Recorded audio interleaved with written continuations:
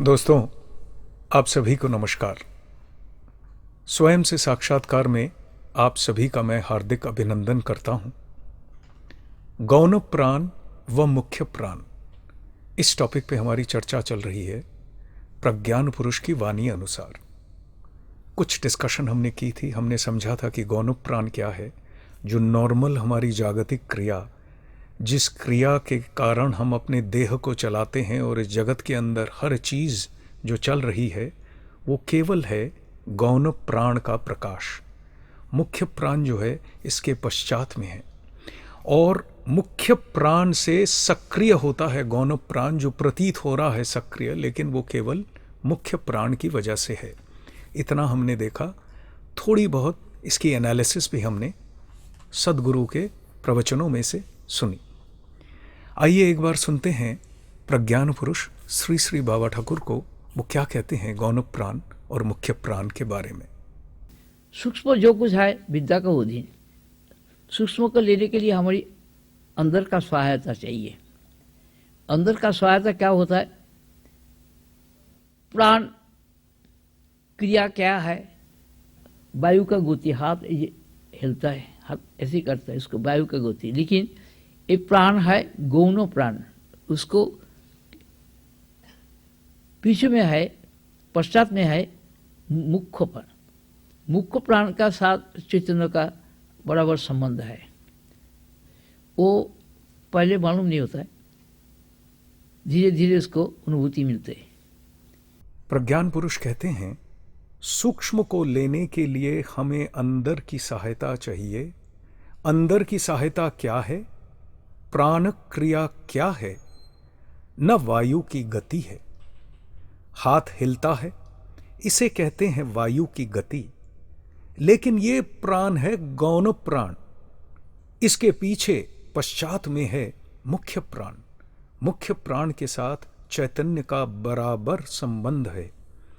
यह पहले मालूम नहीं होता, धीरे धीरे उसकी अनुभूति मिलती है। जैसे जैसे हम विद्या, जैसे हमने पिछली कड़ियों में देखा था, विद्या की ओर बढ़ते हैं तो हमें अविद्या का जो संसार है उसकी अनुभूति मिलती है। प्लस जब हम पराविद्या की ओर बढ़ते हैं, जो विद्या का हायर पार्ट है, तब हमें अंदरूनी पूर्ण अनुभूति, आत्मानुभूति की ओर अग्रसर होते हैं। बिल्कुल वही हिसाब है गौण प्राण से मुख्य प्राण में जाने का। तो कुछ परिचय हमने पिछले कड़ी में किया। आइए अब हम गौण प्राण और मुख्य प्राण के बारे में प्रज्ञान पुरुष ने कुछ बातें, तत्वालोक बोल के एक बंगाली की किताब है, उसमें कुछ बातें लिखी हैं और मैं उसका अनुवाद आपको सुना रहा हूं। महाप्राण का ही विश्व रूप है समस्त देव देवियां, विशेष रूप ब्रह्मा, विशेष रूप विष्णु, विशेष रूप महेश्वर एवं विशेष विशेष रूप हैं काली, दुर्गा, हरि, राम, कृष्ण प्रभृति। यह सब ही इस अखंड महाप्राण समुद्र में अर्थात चैतन्य सागर में उनके ही भाव घन मूर्त रूप है। भाव घन, परिपूर्ण भाव से परिपूर्ण, स्वयं के आत्मा के भाव से परिपूर्ण मूर्त रूप है। क्योंकि अगर मूर्त रूप में आना है, यानी पर्सोनिफाइड होना है, तो भाव के माध्यम होना है। लेकिन ये सारे शुद्ध भाव के अधिकारी हैं। हम लोगों के अंदर जो भाव खेलता है वो अशुद्ध है, जिसकी वजह से हम वो नित्यता पूर्णता में प्रतिष्ठित नहीं हैं। ये लोग नित्यता पूर्णता में प्रतिष्ठित होकर एक रूप लेकर आविर्भूत होते हैं। इसीलिए हम लोग जीवन भर इनको फॉलो करते हैं, इनकी बातों में लेके आगे बढ़ते हैं। अपने ही अंदर सब है, ये एक बड़ी मुख्य बात है, बार बार हम दोहराते हैं। अंतर का प्राण विश्व प्राण के साथ मिलकर पूर्ण प्राण के रूप में प्रस्फुटित होता है, अखंड प्राण के रूप में विकसित होता है। इस कारण किसी चीज की अवहेलना कर उसे निकाला नहीं जा सकता है। देखिए एकत्व का विज्ञान कैसे ये मुख्य और गौण प्राण में आ रहा है। किसी भी चीज़ की आप अवहेलना करोगे तो वो भी गौण प्राण रूप से प्रकाशित हो रहा है, बेस मुख्य प्राण है। आप खुद भी वही हो और अवहेलना कर रहे हो खुद ही की। तो इसीलिए कह रहे हैं किसी भी चीज़ की अवहेलना करके उसे निकाला नहीं जा सकता है। बुरा भला, राइट रॉन्ग आदि जो भेद ज्ञान है, द्वैत ज्ञान है, यानी ज्ञाता और ज्ञेय ज्ञान है, ये ज्ञान वहाँ बैठता नहीं है, चलता नहीं। आगे कहते हैं किसी चीज़ को घृणा कर या तुच्छ ज्ञान कर दूर हटाया नहीं जा सकता है। पृथक बोध से, अनात्मीय बोध से किसी भी चीज़ का वर्जन नहीं किया जा सकता है, कारण सब कुछ में एक अखंड महाप्राण ही विद्यमान है। गौण प्राण इंद्रियों द्वारा प्रतीत हो रहा है, मुख्य प्राण बैकग्राउंड में है, इंद्रियों को दिखता नहीं है, इसीलिए हमें पता नहीं है। लेकिन ये सारा कुछ जो है, ये सब कुछ मुख्य प्राण की वजह से है। यही बात यहाँ बताई गई है। आगे कह रहे हैं जीवन की पूर्णता के लिए, पुष्टि व तुष्टि के लिए विश्व के क्षुद्र वृहत सब प्राण ही परस्पर को ज्ञात रूप से या अज्ञात रूप से सहायता करते हैं। Everything in this universe is interlinked, the smallest of the small to the highest of the high, the biggest of the big. Her cheese interlinked हैं क्योंकि ये सब प्राण क्रिया के माध्यम चल रहे हैं। हमें इसका ज्ञान भले ना हो, लेकिन एवरीथिंग इज इंटरलिंक्ड। साइंटिस्ट लोग कुछ एक आविष्कार के माध्यम ये चीज़ पा रहे हैं, even through their material discoveries ये चीज़ उनको मिल रही है। धीरे धीरे वो अग्रसर हो रहे हैं, लेकिन इस अग्रसर होने में एक बहुत बड़ी कमी क्या आती है? वो कमी ये है कि मन के द्वारा, बुद्धि के द्वारा तैयार किए हुए इंस्ट्रूमेंट के भरोसे आगे बढ़ रहे हैं। तो मन बुद्धि के पार या मन बुद्धि के पश्चात जाना इन इंस्ट्रूमेंट के माध्यम संभव नहीं है। लेकिन कोई ना कोई ऐसे मटेरियल साइंटिस्ट आएंगे जो स्पिरिचुअल साइंटिस्ट भी बनेंगे, और पूर्ण रूप से जब बनेंगे तो साइंटिस्टों में एक ब्रह्मज्ञानी पहुंचेंगे जो कि ये मटेरियल साइंस और स्पिरिचुअल साइंस की आइडियल कॉम्बिनेशन जगत के सामने परिवेशित करेंगे, और जगत बहुत बहुत लाभ पाएगा उस चीज़ से। क्योंकि मटेरियल साइंस की तरफ बहुत ज़्यादा बढ़ जाना विनाश का कारण है। उस विनाश के कारण से बचने का एकमात्र उपाय है, जो एटॉमिक बम है वो विनाश करेगा, जो आत्मिक बम है वो सुशीतल करेगा, हर चीज़ को समता में प्रतिष्ठित कर देगा। फर्क सिर्फ इतना ही है। जीवन की पूर्णता के लिए, पुष्टि व तुष्टि के लिए विश्व के क्षुद्र वृहत सब प्राण ही परस्पर को ज्ञात रूप से या अज्ञात रूप से सहायता करते हैं। एक दूसरे की प्राण शक्ति साध्य अनुसार एक दूसरे की सेवा में सतत निरत हैं। परस्पर के प्राण दान से ही परस्पर का सर्वाधिक अभाव पूर्ण होता है। गौर करते जाइएगा, जीवन से मिला लीजिएगा। आपस में प्राण दान से ही एक दूसरे का अभाव पूर्ण होता है। बाहरी तौर पे देख लीजिए, अंदरूनी तौर पे देख लीजिए, किसी भी एंगल से। शैशव से मनुष्य नाना प्रकार से ही दूसरे की प्राण शक्ति के दान से पुष्ट व तुष्ट होकर क्रमशः उन्हीं के बीच पूर्णतर हो उठता है। हवा, पानी, सूरज, ये जो कंप्लीट वातावरण है, पृथ्वी, जल, ये सारी चीज़ें हमें पुष्ट करती हैं। इसके बगैर जीवन नहीं चलेगा। ये फ्रीली हमें अवेलेबल है। वो बात दूसरी है कि मनुष्य ने ये मेरी ज़मीन, ये मेरे कब्ज़े में, इसके लिए पैसे देना, ये सारी चीज़ें हम लोगों ने बनाई हुई हैं। लेकिन याद रखिएगा, ये हर चीज़ हमको प्रकृति ने दे रखी है। तो वो जो प्राण है, हवा रूपी प्राण, सूरज रूपी प्राण, जल रूपी प्राण, वो मेरी पुष्टि कर रहा है। मैं उसको तवज्जो नहीं देता, वो एक दूसरी बात है। लेकिन अगर मैं चारों तरफ देखूं तो मुझे पुष्टि कहाँ से मिलती है? मेरे को जीवन जीने के लिए कितने लोग सहायता कर रहे हैं। छोटे छोटे रूप से संसार में, फैमिली में अगर हम ख्याल करके देखें खाने पीने से लेके, किसान से लेके, अलग अलग lowest of the low work जिसको हम बोलते हैं, झाड़ू देना इत्यादि से लेकर के हाईएस्ट ऑफ द हाई ज्ञान देना तक। हालांकि ये जो ज्ञान मिलता है वो मटीरियल ज्ञान है, वो जागतिक ज्ञान है, लेकिन फिर भी ज्ञान तो है। मिलने तक मुझे कितने लाखों लोग सहायता करते हैं, चाहे मैं उसको तवज्जो दूं, चाहे मैं उसको रिस्पेक्ट दूं या न दूं। लेकिन यहाँ पे बार बार कहा जा रहा है कि ये सब कुछ इंटरलिंक्ड होने के कारण किसी को भी आपको डिसरिस्पेक्ट नहीं करना है। एक छोटे तौर पे देखते हैं कि कोई आदमी आपके साथ बदसलूकी करता है, बहुत कुछ बुरा करता है, याद रखिएगा इसका कारण है वो इंटरलिंक्ड होने की वजह से जो कॉज सृष्ट हुआ था पहले, वो कॉज आज उस आदमी के माध्यम से इफेक्ट के रूप में आपके ऊपर आ रहा है। कॉज आप ही ने सृष्ट किया था।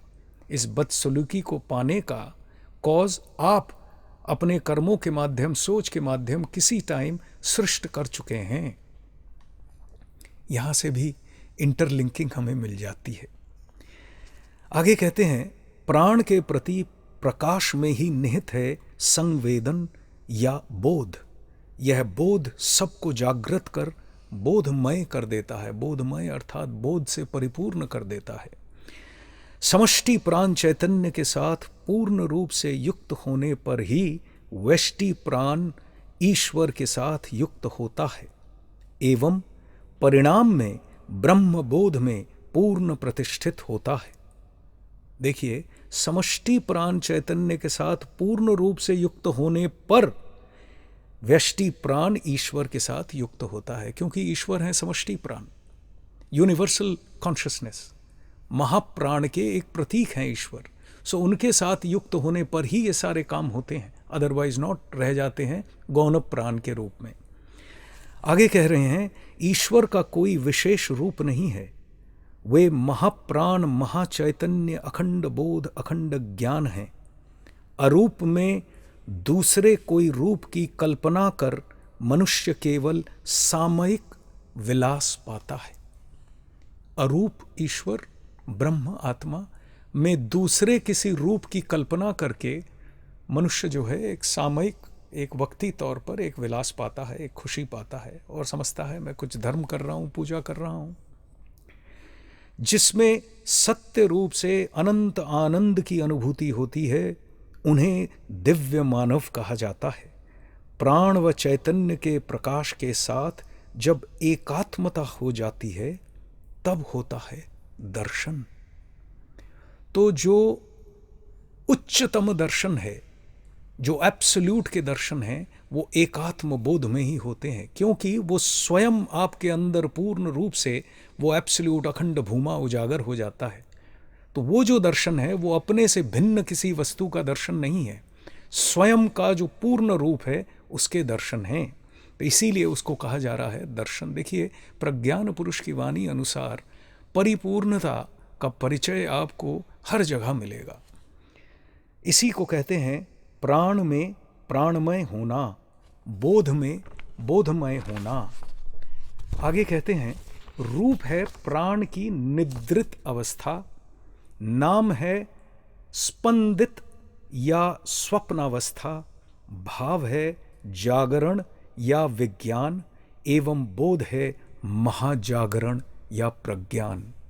रूप है प्राण की निद्रित अवस्था, अर्थात स्थूल जो है वो प्राण की निद्रित अवस्था है। हमें पता नहीं चलता कि इसके अंदर प्राण कैसे फंक्शन कर रहा है, लेकिन थोड़ा सा गौर करें तो देखिए, पत्थर के अंदर से भी पेड़ निकलता है। पत्थर के अंदर बारिश वगैरह होके मॉस क्रिएट होता है, मॉस में से भी पेड़ निकलता है, कीड़े मकोड़े पैदा होते हैं, वहाँ पे जीते हैं। तो प्राण एक रूप से खेल वहाँ भी कर रहा है। हम नज़र नहीं दौड़ाते हैं, सोचते नहीं हैं इसके बारे में, इसीलिए अवगत नहीं हो पाते हैं। ये जो टॉपिक है हम समाप्त नहीं कर पाए, हमारा समय समाप्त हो गया, तो इसको हम जारी रखेंगे अगली कड़ी में, गौण प्राण मुख्य प्राण को। तो आइए सुनते हैं प्रज्ञान पुरुष श्री श्री बाबा ठाकुर का एक उद्गत भजन।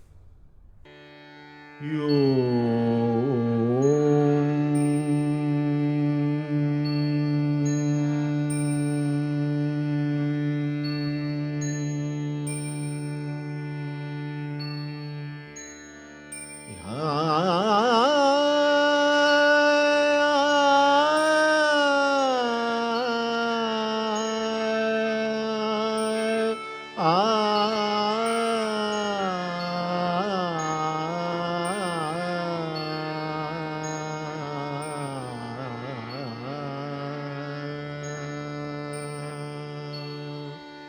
ईश्वरात्मा ब्रह्म गुरु ईश्वरात्मा ब्रह्म गुरु गुरु ईश्वरात्मा ब्रह्म ईश्वरात्मा ब्रह्म गुरु गुरु ईश्वरात्मा ब्रह्म सच्चिदानंद घन गुरु गुरु सच्चिदानंद घन ईश्वरात्मा ब्रह्म गुरु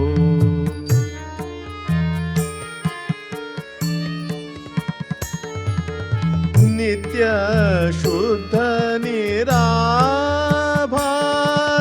निराकार निरंजन नित्य बोध चिदानंद गुरु ब्रह्म सनातन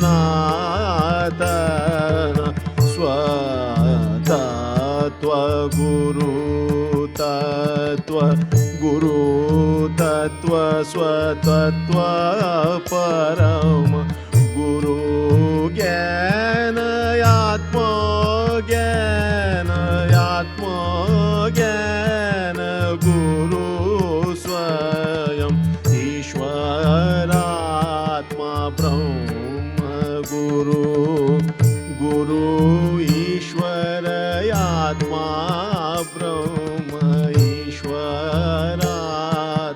ब्रह्म गुरु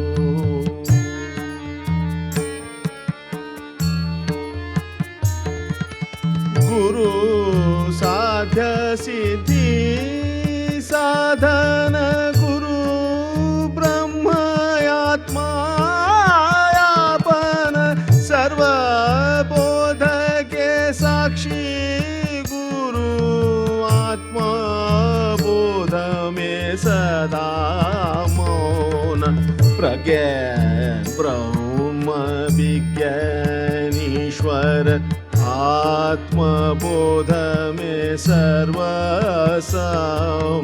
प्रज्ञान ब्रह्म विज्ञान ईश्वर आत्मबोध में सर्वसम स्वतः सिद्ध गुरु कृपा स्वानुभूति तत्प्रकाश लक्षण स्वतः सिद्ध गुरु कृपा स्वानुभूति तत्प्रकाश लक्षण ईश्वरात्मा ब्रह्म गुरु गुरु ईश्वर आत्मा ब्रह्म ईश्वरात्मा ब्रह्म गुरु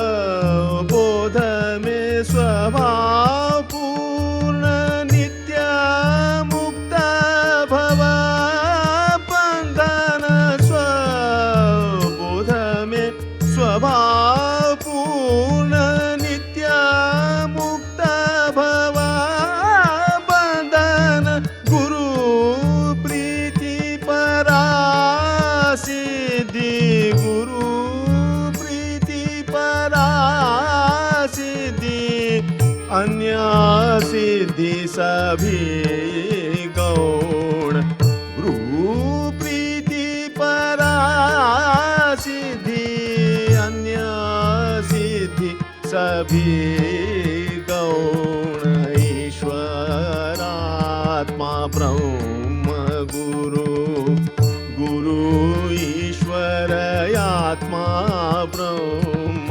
सच्चिदानंद घन गुरु गुरु सच्चिदानंद घन ईश्वरात्मा ब्रह्म गुरु ईश्वर आत्मा ब्रह्म गुरु